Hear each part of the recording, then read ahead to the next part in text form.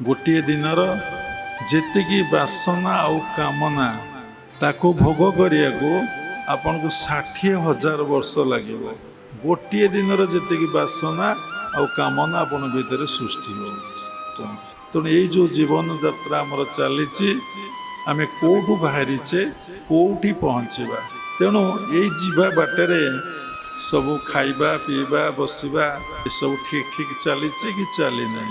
जमती यात्रा गले इतने कष्ट करिया को पड़े, खाइबार व्यवस्था न थाए, शोइबार व्यवस्था न थाए। से भली ये जीवन यात्रा चलला बेले खाइबा कौन ठीक होउची ना शोइबाटा कौन ठीक होउची, जो कर्म आमको दिया जाइए से कर्मटा कौन आमर ठीक ठीक होउची। निजको समीक्षा करी देखंतु, कहीं समीक्षा करि पारुनांती ना आपण मानकर बहिर्दृष्टि, बहिर्भाव, बहिर्मन